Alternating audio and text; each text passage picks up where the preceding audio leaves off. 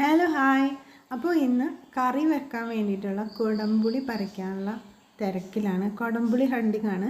അപ്പോൾ നമ്മുടെ വീട്ടിൽ കുടംപുളി ഇല്ല, നമ്മുടെ കസിൻ്റെ വീട്ടിൽ നിന്നാണ് പറിച്ചെടുക്കുന്നത്. അപ്പോൾ അതിന് വേണ്ടിയിട്ട് അത്ര വലിയ മരമൊന്നുമല്ല, എന്നാലും ഒരു മീഡിയം മരമാണ്. അപ്പോൾ അതുമെന്ന് നമ്മളിങ്ങനെ കഷ്ടപ്പെട്ട് കുലുക്കി കുറച്ചൊക്കെ കിട്ടി. അപ്പോൾ ഇന്ന് ഈ കുടംപുളി വെച്ചിട്ട് നമുക്ക് ഒരു നല്ല കറി. ഹലോ ഹായ്, എല്ലാവർക്കും എൻ്റെ പുതിയ വീഡിയോയിലേക്ക് സ്വാഗതം. ഇന്നപ്പോൾ നമ്മൾ നല്ല കുടംപുളി ഇട്ട് വെക്കുന്ന ഒരു ചെമ്മീൻ കറിയാണ്. ഇതിനു മുമ്പ് ഞാൻ കുടംപുളി ഇട്ട് ഒരു ചെമ്മീൻ കറി വെച്ചിട്ടുണ്ട്. അപ്പോൾ ആ രീതിയിലല്ല, വേറൊരു രീതിയിൽ നമുക്ക് കുടംപുളി, നല്ല പഴുത്ത കുടംപുളി ഇട്ട് ഒരു ചെമ്മീൻ കറി വെക്കാം. അപ്പോൾ അതിന് കൂട്ടാൻ വേണ്ടിയിട്ട് നമ്മളിവിടെ നത്തോലി ഫ്രൈ ചെയ്തെടുക്കുന്നുണ്ട്. അപ്പോൾ ഇന്നത്തെ ഊണിന് ചെമ്മീൻ കറിയും ഈ നത്തോലി ഫ്രൈയുമാണ്. അപ്പോൾ നമ്മുടെ ചെമ്മീൻ കറി എങ്ങനെയാണ് ഉണ്ടാക്കുന്നത് നമുക്ക് നോക്കാം. അപ്പോൾ നമ്മുടെ പഴുത്ത കുടംപുളി കറി, അതിന് വേണ്ടിയിട്ട് കുടംപുളി ഞാൻ ഇതുപോലെ മുറിച്ച് വെച്ചിട്ടുണ്ട്. ഇത്രയും കുടംപുളിയുടെ ആവശ്യമൊന്നുമില്ല, നമ്മുടെ കറിക്ക് ആവശ്യമുള്ള പുളി എടുത്താൽ മതി. അപ്പോൾ ഇത് ഞാനിങ്ങനെ മുറിച്ച് വെച്ചിട്ടുണ്ട്.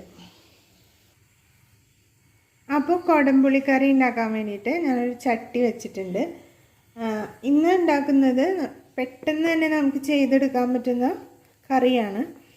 അപ്പോൾ അതിന് വേണ്ടിയിട്ട് ചട്ടിയിലേക്ക് കുറച്ച് മഞ്ഞൾപ്പൊടി ഇട്ട് കൊടുക്കുക. ചട്ടി ചൂടായതിന് ശേഷം കുറച്ച് മഞ്ഞൾപ്പൊടി ഇട്ട് കൊടുക്കുക. പിന്നെ മുളക് പൊടി ഇട്ട് കൊടുക്കുക. ഇനി നമുക്ക് ആവശ്യമുള്ള വെള്ളം ഒഴിച്ചു കൊടുക്കുക. ഇതിലേക്ക് കുറച്ച് ഉപ്പും കൂടി ഇട്ട് കൊടുക്കുക. അപ്പോൾ നമുക്ക് ആവശ്യമുള്ള കുടംപുളിയാണിത്. ഇതിൻ്റെ കുരു കളഞ്ഞതിന് ശേഷം ഞാൻ കറിയിൽ ഇതുപോലെ ഇട്ട് കൊടുത്തിട്ടുണ്ട്. ഇനി ഇതിലേക്ക് 2 പച്ചമുളക് കൂടി ഇട്ട് കൊടുത്തിട്ടുണ്ട്. ഇനി നമ്മുടെ ചെമ്മീനും കൂടി ഇതിലേക്ക് ഇട്ട് കൊടുക്കാം. കറി തിളക്കാൻ വേണ്ടിയിട്ട് വെയിറ്റ് ചെയ്യുന്നില്ല. അതിന് മുമ്പ് തന്നെ ചെമ്മീൻ ഇട്ട് കൊടുക്കുകയാണ്. കുറച്ച് വെള്ളം ഒഴിച്ചിട്ടുള്ളൂ, ചെമ്മീൻ അധികം വേവൊന്നുമില്ലല്ലോ. അപ്പോൾ ഇതിലേക്ക് നമ്മൾ ചെമ്മീൻ ഇട്ട് കൊടുക്കുകയാണ്.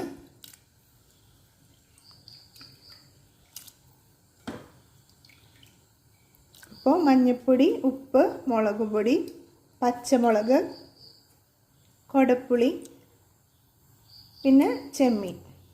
നമുക്ക് ഇതിൽ കറിവേപ്പിലയും കൂടി ഇട്ട് കൊടുക്കാം.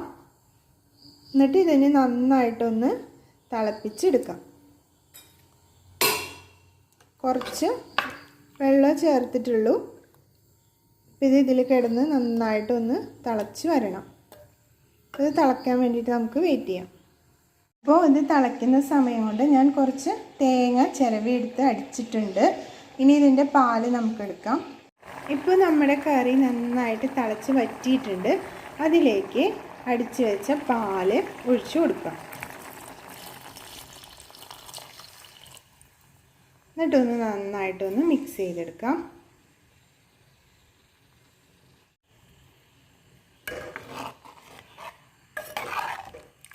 നമ്മുടെ കുടംപുളിയൊക്കെ നന്നായിട്ട് വെന്ത് ഉടഞ്ഞിട്ടോ, കുടംപുളി കാണാനേ ഇല്ല. ഇപ്പോൾ പഴുത്ത കുടംപുളി ഇട്ടാൽ അങ്ങനെയാണ്, നന്നായിട്ട് വെന്ത് ഉടയും. ഇനി ഇതൊന്ന് തിളക്കാൻ വേണ്ടിയിട്ട് വെയിറ്റ് ചെയ്യാം. തിളച്ചതിന് ശേഷം നമുക്കിതിൽ കുറച്ച് ചെറിയ ഉള്ളി മൂപ്പിച്ച് ചേർത്താൽ നമ്മുടെ കുടംപുളിക്കറി റെഡിയായി. തേങ്ങാപ്പാൽ ചേർത്തതിന് ശേഷം നമ്മൾ കറി ഇങ്ങനെ ഇളക്കി കൊടുത്തുകൊണ്ടിരിക്കണം, അല്ലെങ്കിൽ ഇത് ചിലപ്പോൾ പിരിയാനായിട്ടുള്ള ചാൻസ് ഉണ്ട്. അപ്പോൾ തേങ്ങാപ്പാൽ ചേർത്തതിന് ശേഷം പുളിയൊക്കെ ഉള്ളതല്ലേ, ഇതുപോലെ ഒന്ന് ഇളക്കി കൊടുത്തുകൊണ്ടിരിക്കുക. എന്നിട്ട് തിളയ്ക്കുമ്പോൾ നമുക്കിത് ഓഫ് ചെയ്യാം.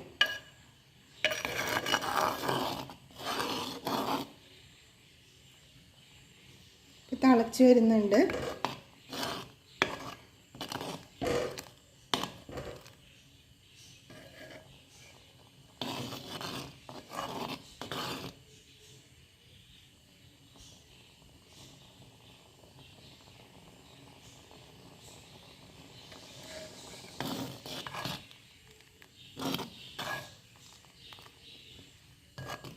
ഓക്കെ, ഇപ്പോൾ നന്നായിട്ട് തിളച്ചിട്ടുണ്ട്.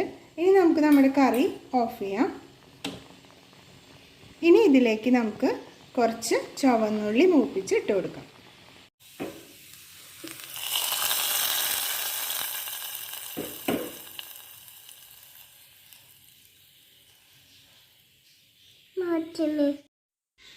അപ്പോൾ എൻ്റെ മോള് പറയാണ് മതി മതി കറി ഉണ്ടാക്കിയത് മതിയെന്ന്. അപ്പോൾ കറി ഉണ്ടാക്കി കഴിഞ്ഞു. അപ്പോൾ നമുക്ക് അടുത്ത വീഡിയോ ആയിട്ട് കാണാം. അപ്പോൾ എൻ്റെ വീഡിയോ ഇതുവരെ കണ്ട എല്ലാവർക്കും താങ്ക് യു ഫോർ വാച്ചിങ്. അപ്പോൾ വീഡിയോ ലൈക്കും ഷെയറും സബ്സ്ക്രൈബും ചെയ്യാൻ മറക്കരുത്. അപ്പോൾ ബൈ.